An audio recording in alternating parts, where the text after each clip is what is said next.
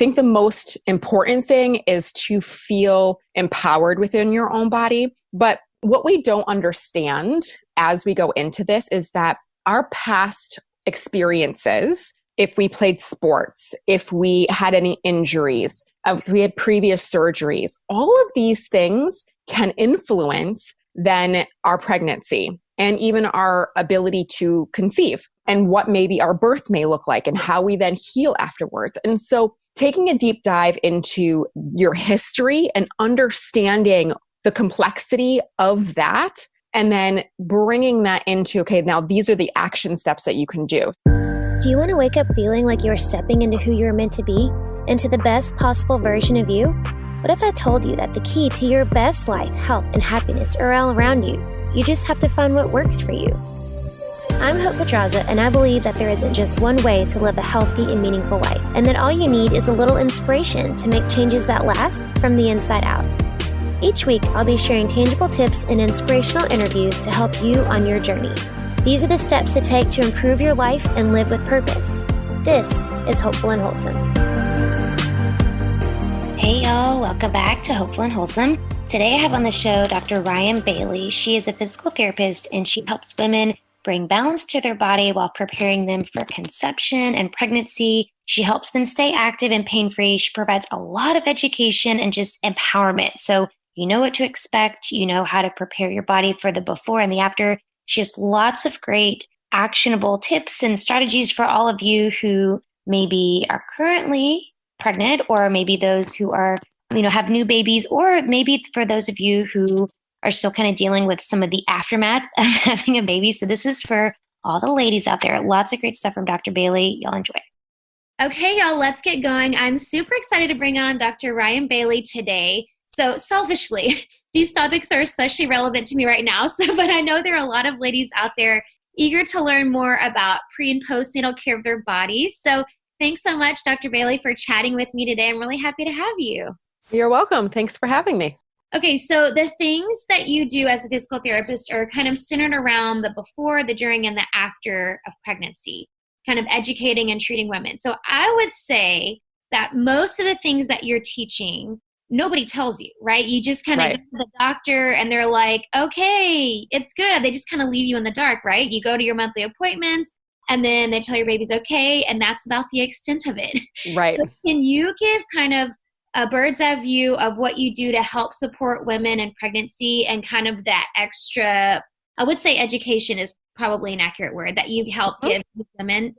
Yeah, absolutely. And education is a great word because it's so much of what I do is education and really teaching women about their own bodies and being really confident in their own bodies. So in terms of what I do as a physical therapist, I'm really a movement expert. I'm a muscle and bone and nervous system expert. And so I take that and we kind of look at the body through this very specific lens of, okay, so you want to conceive, you're now pregnant, and you're going to give birth and then postpartum, and how the body changes through that period and how we can support those changes so that we don't have to deal with very common problems within the movement system.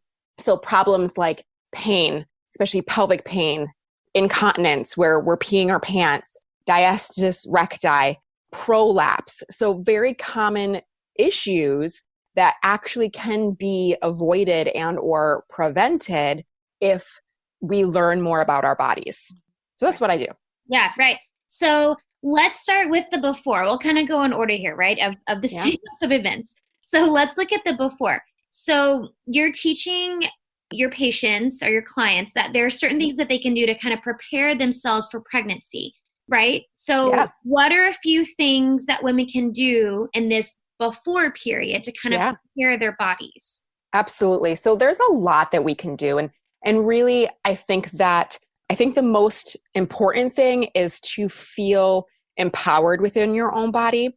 But what we don't understand as we go into this is that our past experiences, if we played sports, if we had any injuries, if we had previous surgeries, all of these things can influence than our pregnancy and even our ability to conceive and what maybe our birth may look like and how we then heal afterwards. And so taking a deep dive into your history and understanding the complexity of that, and then bringing that into, okay, now these are the action steps that you can do. So some very simple things would be that. The other really important thing is to understand the areas of the body that are going to be most affected by pregnancy. The area that's most affected by pregnancy is our trunk and our pelvis, right?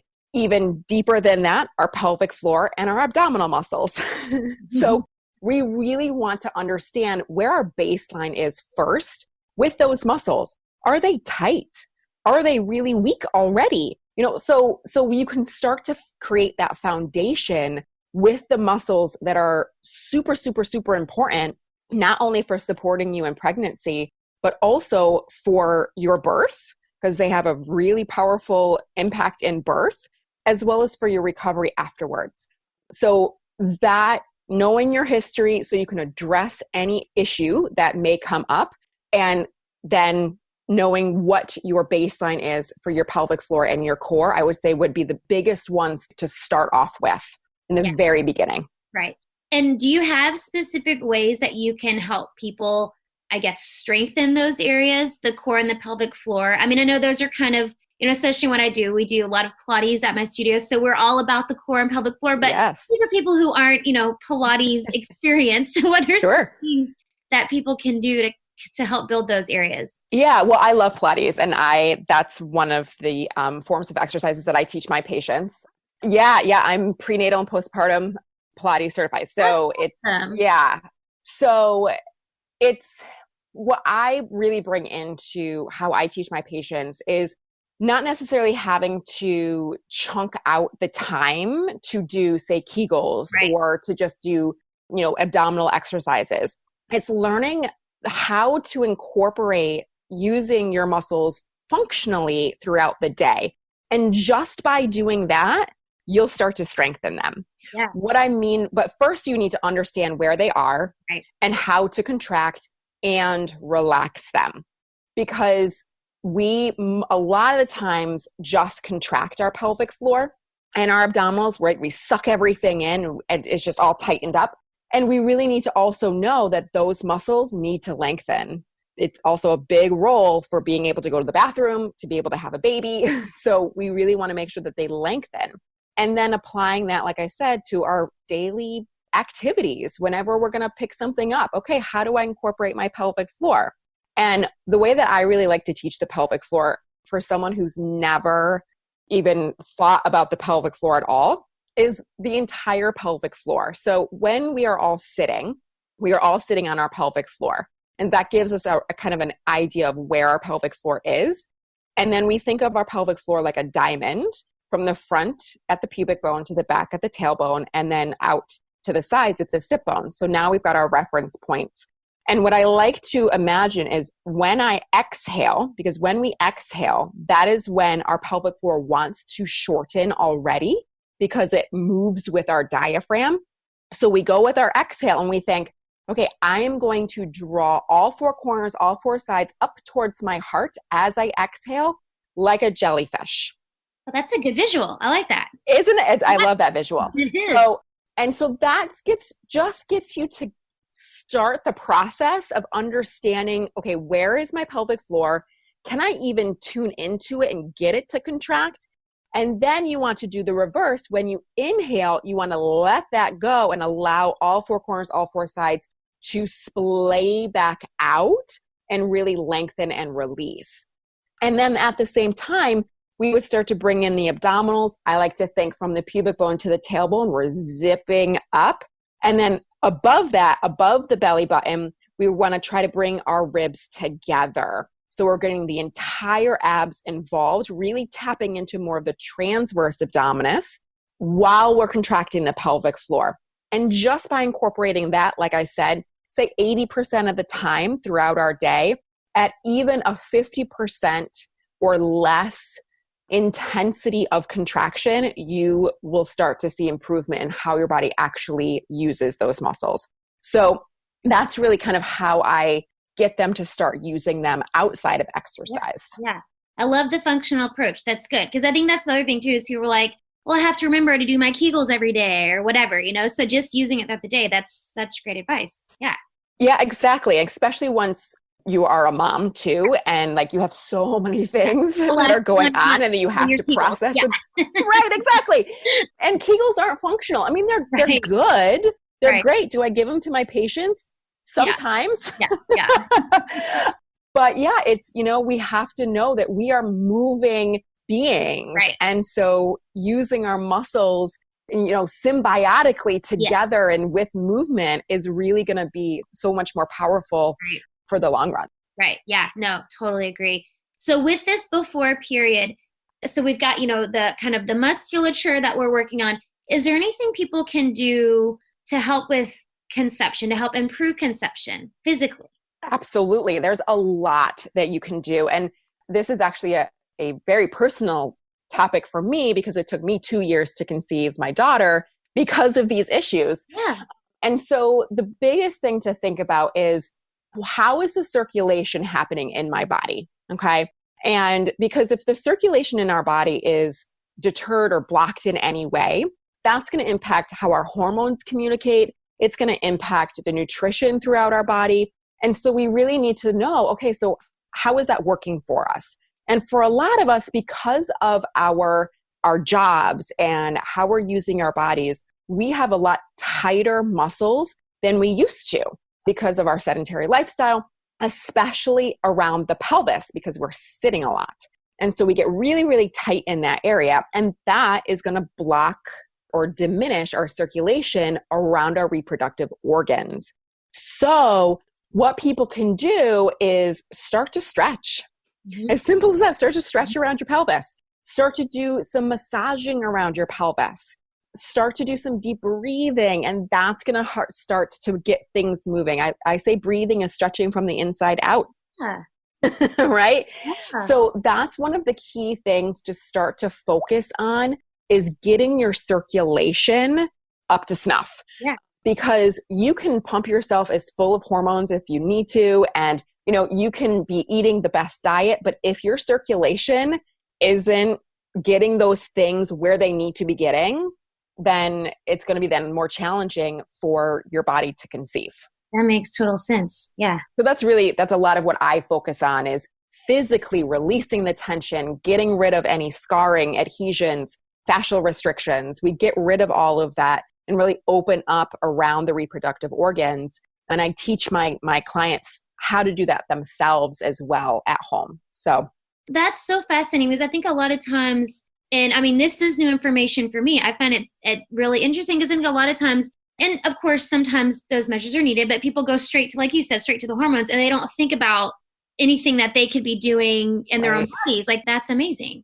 Absolutely. And it's a very simple, I'll say simple, in air quotes, thing to do. But because, yes, we're such a medicalized society that we don't consider that there are natural approaches, as well as we are also a very, in the moment, like, give it to me now. Yes. I want the outcome yesterday. Yes. Society that having to then stop, take the time, because it does take time to reverse a lot of these issues. Right. Like I said, 2 years for me. I mean, it wasn't, 2 years for me to do all of the reversing, right, but the figuring it all out.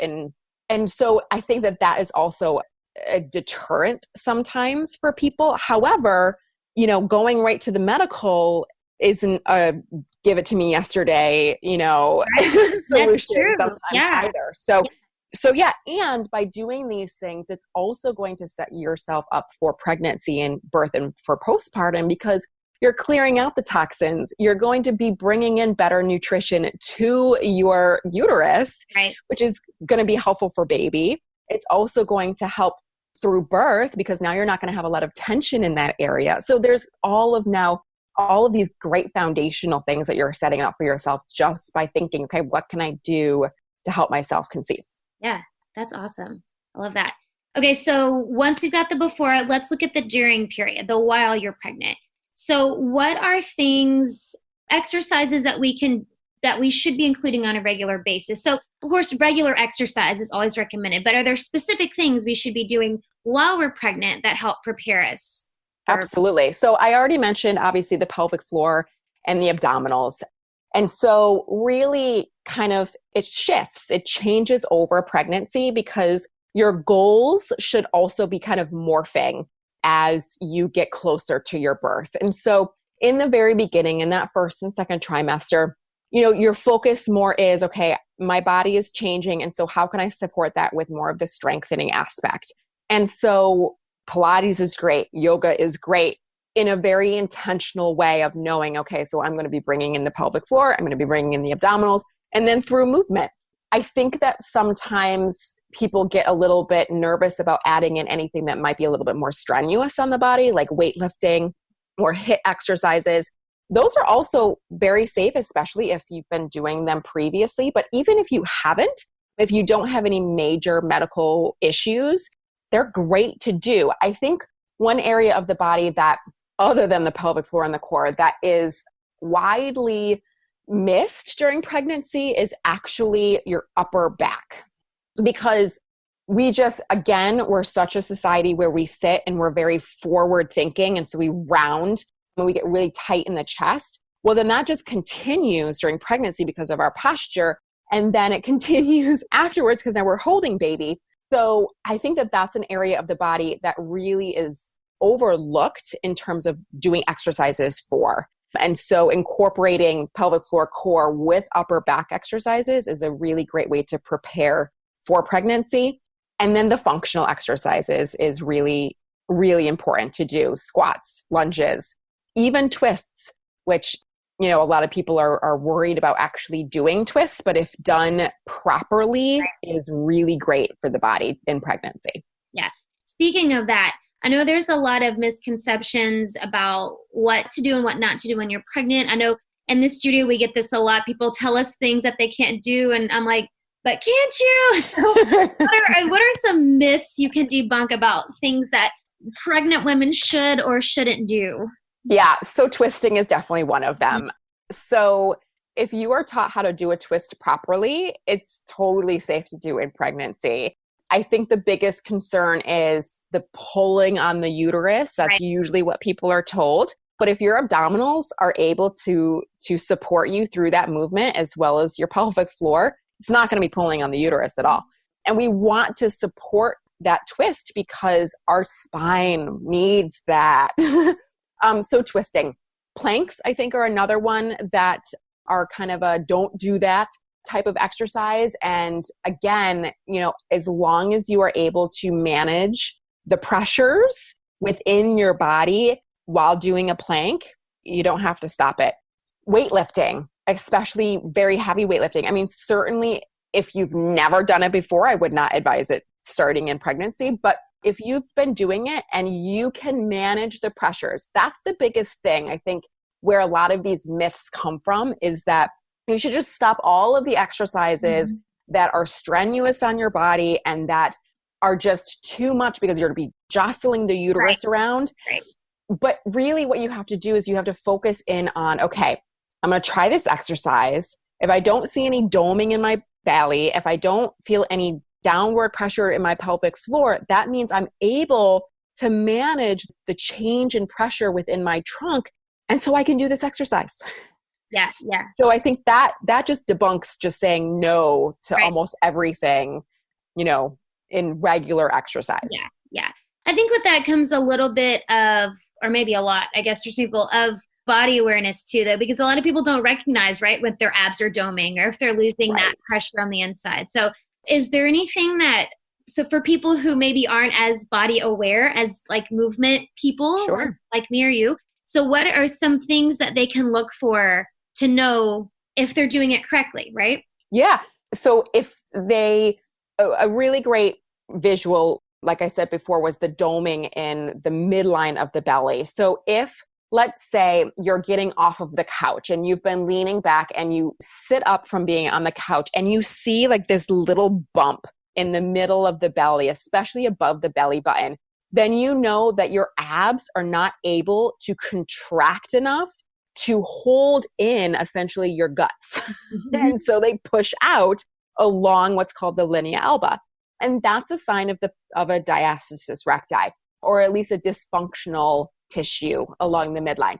And so that's really one big key sign to look for. If you don't get that and you feel that your belly is drawing in, kind of hugging baby from in front, then great, your abs are working for you.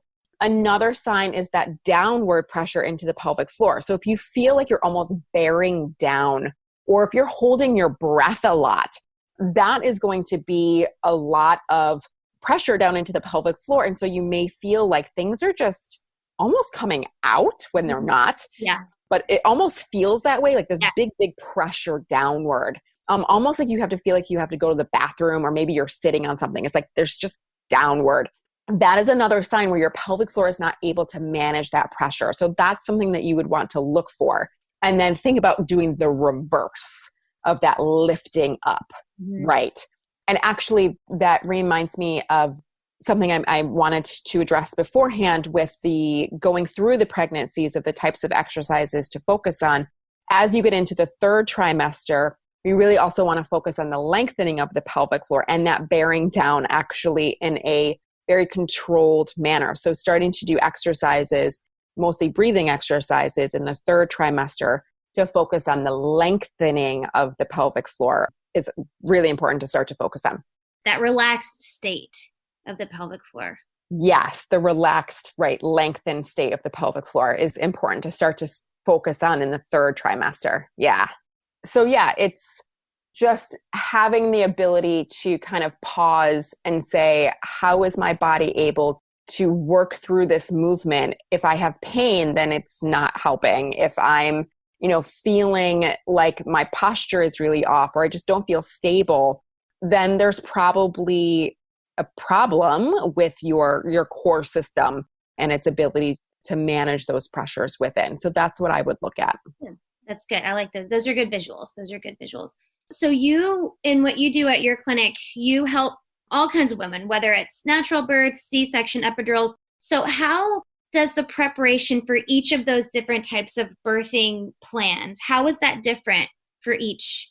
Yeah, so little bits. It's not hugely different because the support of the body and knowing the areas of the body is really similar, because the pregnancy is, we're very similar throughout pregnancy, the changes that happen. But let's say that between a vaginal delivery and a cesarean delivery, okay, so now the prep is actually looking more at either the incorporation of the pelvic floor or not. So a vaginal delivery and an epidural, even natural vaginal or epidural or other medication where you can't really feel anything, it's really important to understand how to relax and lengthen the pelvic floor in a controlled manner, especially if you can't feel anything. And so that preparation is very, very centered around, okay, what's happening with your pelvic floor? Can you open it? Can you let it go? And allowing then also the abdominals to come into it during the contraction. So you're timing it and you're practicing that timing. In terms of the cesarean, we don't have to deal with that. And so the prep is more really just making sure that they have a really good understanding of contracting the pelvic floor, yes, lengthening it, but not in the controlled bear down sensation, as well as the abs, so that then post, they can start to bring that back in. And really the preparation for the cesarean is prepping for the aftermath, is understanding how to move without using your abs very much, or what to do when you cough or sneeze, or how to get in and out of bed safely without causing more pain or ripping your stitches. So the prep for the cesarean is, yes, we want to make sure you're nice and strong, because that helps with the healing process, but it's more of the preparing for the aftermath. And then preparing for the vaginal, any form of vaginal delivery, including VBAC, would be understanding positions that you can use and lengthening out tight muscles that might become a problem. So we really get into all of that individually. Okay, awesome. So speaking of postpartum, so your body's just been through a lot. It's been through a very traumatic experience. So what would you say would be the first thing that we should do to help our body start to heal? Rest. That's good. I like it. Yeah. So resting is so important for our bodies to heal, because then it's not having to deal with the extra stressors on us. And that is not going to be the possibility for everyone, unfortunately. But wherever you can rest, that's where I would start. Beyond rest, usually what I give are breathing exercises so that you can start to, again, tune into your pelvic floor and your core in support of the healing. Because just by breathing and allowing that movement to happen and allowing the ribs to move, you're helping flush out inflammation. Again, you're improving circulation. You're helping the uterus contract back down. And so you're allowing and supporting that healing process. And then the other thing would be, again, learning how to safely move. So using your breath, even if you can't feel your pelvic floor and your belly contract, using your breath to move, on using your exhale on the effort of the movement. And so that's really, really important to also start to think about afterwards. So again, when you are resting, you're maximizing it, and then you're maximizing your healing even through movement. Mm-hmm. Yeah. Yeah. So it's that functional movement with the breath. It's that combination of the two. I like that. Yes. Yeah. So what are, besides the breathing, because that's really good. I think that's really good advice for anyone. Are there other things that we can do long-term to kind of, I hate to always use the term like get our bodies back, but to kind of feel more like yourself? Because you don't feel like yourself afterwards. You're like, right. Something just happened to me and I feel like I'm in like a million pieces. So what are like some long-term things we can do to kind of help feel more like ourselves? Yeah. So I think a part of that is also understanding how your body responds to hormone change. If you're breastfeeding, it's going to take you longer to kind of feel, quote, normal. So kind of understanding that and being gentle on yourself in terms of knowing that, okay, I'm just not going to feel physically like I did before because of all of the hormone changes that are still happening. Other than that, I think the biggest thing is finding what form of exercise you really enjoy doing and then building up to that in an appropriate way and in a safe way. And so taking the steps so say running is something that you really super enjoy. Well, even if you ran prior to pregnancy, or even if you ran through pregnancy, I did during my first pregnancy, you don't necessarily want to go straight back out into running. There are studies that show you shouldn't start until 6 months post. So you want to take the steps to lead up to that so that long term, you're setting yourself up for much more success and you'll feel better for the long term as well. So that's really, it's not necessarily one very specific thing to do for long term. And we also have to understand that, our bodies are completely different and change. And so then harnessing the power within that change and going, okay, I'm not going to be back to where I was, but I'm going to be better because, I just birthed a child. Like it's a superpower. It's a big deal. Right? And just being empowered around that. Yeah. And then just, doing what you really enjoy. And I think that then it just won't feel like a chore. Yeah. And then what I usually always tell people is whatever exercise that you really love doing, always incorporate your core. Mm-hmm. Regardless of what the exercise is, even if it is like a yin yoga where you are holding in a pose and you are relaxing, you're thinking lengthening. So you're still incorporating your core just in a lengthened state. So, we always want to be thinking about how our core is supporting us because it is our core. It's our foundation and we don't want a rocky foundation. Yeah, agreed. That's great. So let's kind of switch gears here and talk a little bit about you. What got you into this field of more women's wellness along the lines of physical therapy? Yeah. So I've been a physical therapist for 11 years now, which is crazy to me.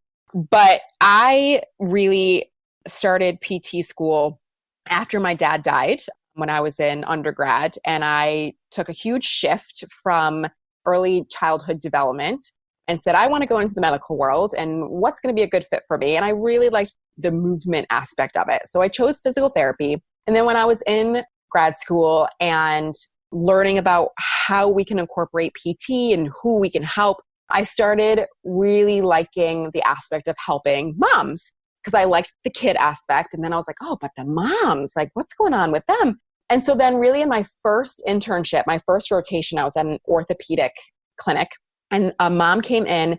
She had just had her baby and she couldn't lift her leg. So she couldn't walk with him. And this was out in California in the Berkeley area. So hills everywhere. Like she couldn't do the hills. Like it was just, it was awful for her. So I was like, okay, we're going to figure this out. And it was just the most amazing transformation, helping her through a nerve heal because she had a nerve injury, but alignment issues. And it was fascinating to be able to wrap my head around all of what happens to your body during birth.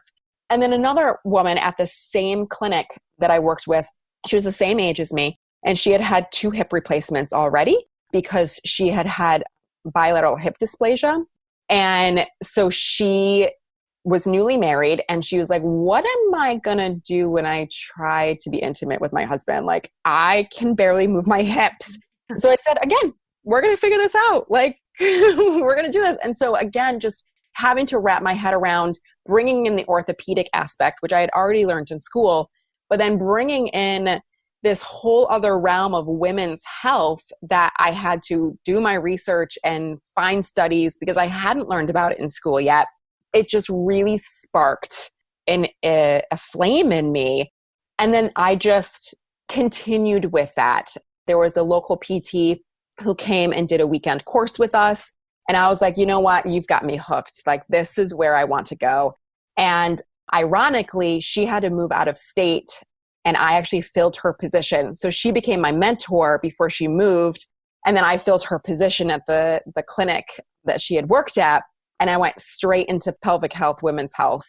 And I've been there ever since. That's awesome. So, and just every pregnancy that I've had, every birth that I've had, just kind of gotten me even deeper into it and the understanding. And it's so fascinating.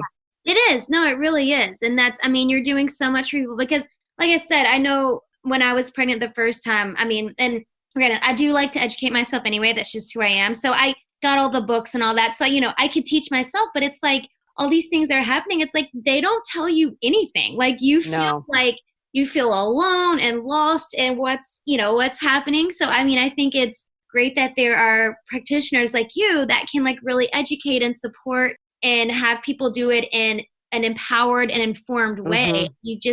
It's a totally different experience when you know what's going on. Right. We are in our bodies 24/7 and yet we're not educated on our bodies. It's just almost assumed that we know. Yes. And, it's funny how sometimes I say that, you are your own expert on your body. Like you have to tell me what's going on. And yet it's kind of that fuzzy area of like, am I really an expert on my body? Right. Yeah. And to give the OBs and the midwives credit, that's not their training. Sure. Right? Sure. Totally. It's not their training. Yeah. However, how our system is set up is that we unfortunately divide. It's like we divide and conquer. Yes. Instead of coming together and saying, okay, your OB or your midwife is, this realm and your PT is this realm and maybe your chiropractor or your acupuncturist or your nutritionist or your mental health therapist. Like we can all work together because we all have our own specialties. Absolutely. And that's really where kind of the divide is. Yeah. It's like, oh, you just stay in your own corner. Right. Yeah. Oh, exactly. We want to work together. Right. Yeah. You need all of that. Obviously, we need the medical professionals who know what to do when, but you need a more holistic, comprehensive approach to things. Yeah. Right. Yeah. I totally agree. So I do like to end with one more question before I ask you, where can people find you? And I know you've got some really great information and you've got like some courses and things that people can look at to educate themselves. So where can people find this stuff? Yeah. So my website is expectingpelvichealth.com. I'm on Facebook at Expecting Pelvic Health. And I'm on Instagram at Expecting Pelvic Health. So that's where you can find me. On my website, there you can find how to actually work with me, or you can schedule a free consult call to figure out if we're a good fit. I do virtual wellness visits as well. So that's a great way to be able to see me if you're not close by to me. And yeah, I have some online resources beyond my blog. I have some freebies, and I have a course that's just a self-paced, what you would follow during your pregnancy into postpartum, and just gives you a lot of what I talked about in terms of the exercises and the functional stuff, and really understanding how your body changes and shifts and how to support that. That's great. Awesome. And I'll put all links to those in the show notes. Everybody can look it up because that's going to be super helpful for people. So I like to end with the same question for everyone. So what do you think is the most important change people can make, or the most important thing they can do to live with purpose? Deep one. I feel like the first thing that comes to mind is to be intentional, is to really, even if you feel like you are very faith-based and, God is guiding you, or, it's just the universe that's guiding you or whatever, I still feel like if you have intention, I feel like then you have a purpose, because you are setting that intention and working towards that intention. And even if it's small, it doesn't have to be this big, huge intention.